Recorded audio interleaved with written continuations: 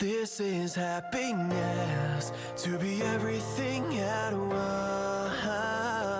Be unblinded, be unlearned, be unbridled and unburned.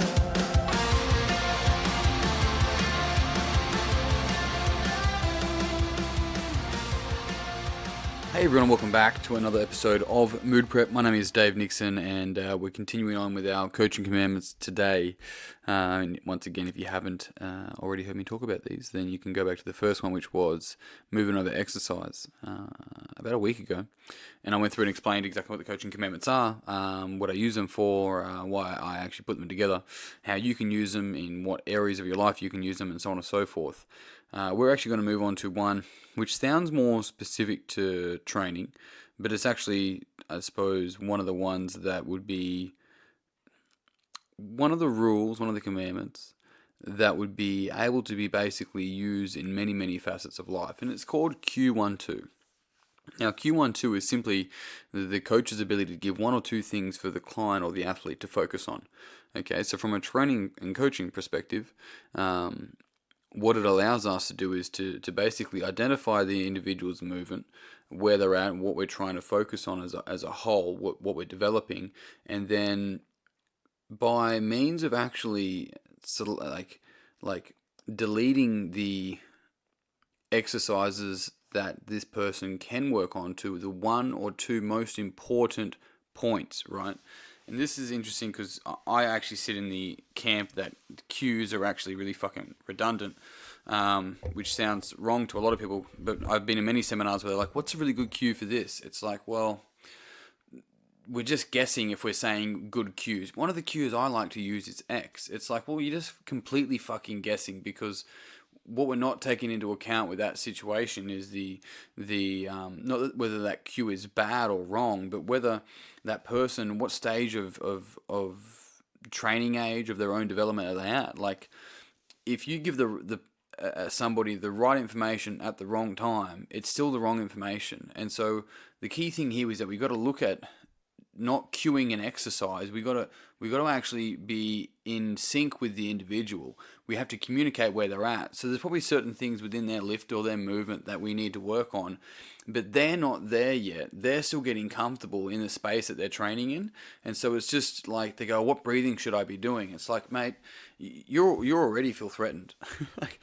like you already have these particular things going on. We don't need to add an extra element to it. All I want you to focus on for this next 5, 10 sets, reps, whatever, is X, and we're going to develop that. Don't worry about the breathing, or don't worry about this, or don't worry about that. I mean, breathing's a pretty important one. Maybe that's not the best example, but if you've already given the person one or two things to pay attention to, and usually you'll find when we learn a skill, we often hold our breath as well.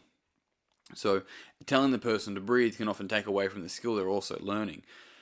So the key thing here is not actually just cueing the person or thinking that this is the cue that works for me, or this is the cue that's really good. Like, that is old fucking thinking. Get the fuck rid of that. Like, move it away and deal with the human. Don't deal with the exercise. And in doing so, use their language. Whatever language they're using, use it with them, so that you can basically match them. You can build rapport, but also so that they're actually understanding what you're saying. So much so that, I've had a client go, oh, you mean bouncy press? I'm like, of course. Why would I call it push press? Of course it's a bouncy press. But in that circumstance, it's making sure that we're actually able to pace the individual before we can lead them.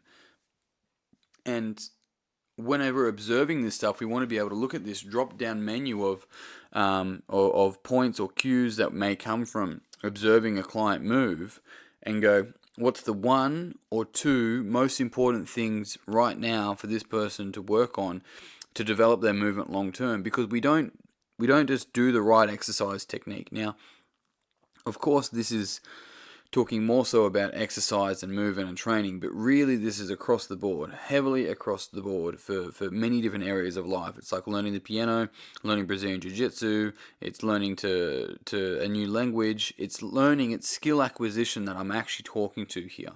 Because movement is a skill rather than technique being black or white, yes or no, right or wrong. Like, that's another old fucking frame of thinking that needs to go, because we need to continually help this client develop a deeper understanding and a deeper kinesthetic awareness around their body and movement for where they're at, so that later on they're able to get a deeper awareness and understanding of how to control their body later on in a workout, right? What I mean by that is that if we go, cool, this person can do the correct technique, but as they start to fatigue, they're not actually aware of what they really should be feeling in their body to keep that movement and position later on in a workout, and therefore later on in real life.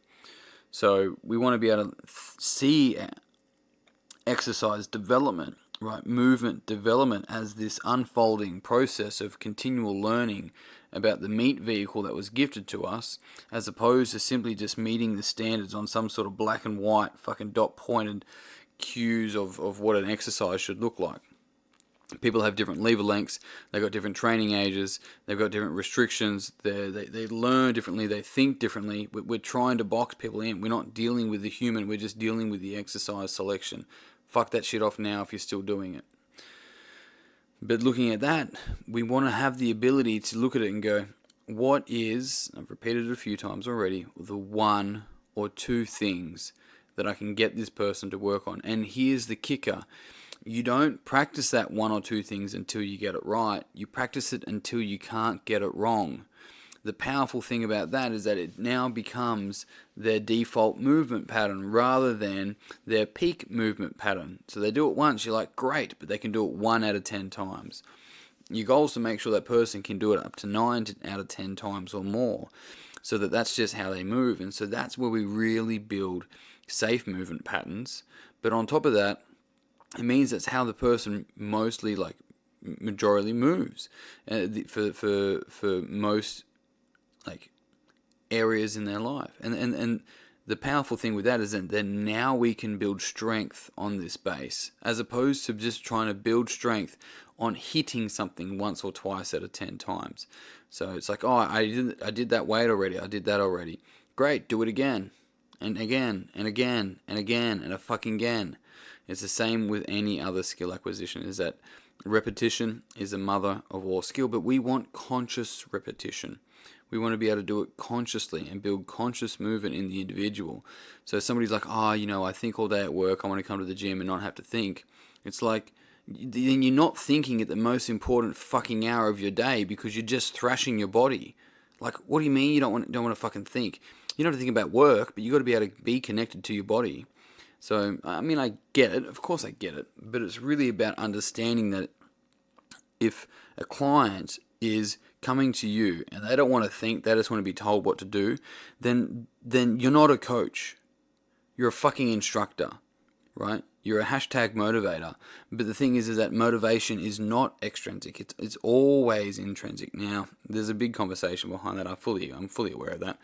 But the whole fact of the matter is that we must move in order to have motivation. So we must move. Ourselves must move. And so if motivation is only extrinsic, then it's only ever going to be short term. It's always ever going to be based on external things, which means external things must occur in order for me to be motivated. Whereas intrinsic is always going to be based on my fucking frames of the world, how I view the world, what's important to me, and all these sorts of things as well, my values, my beliefs, all of that. And so it's crucial here to be able to make sure, a couple of dot points, step back, dot points, I just berated them, step back, deal with the whole human, right? Give the person one or two things, and take note of this, one or two things to focus on, right? Because it's like, okay, and for your next set, I want you to focus on X.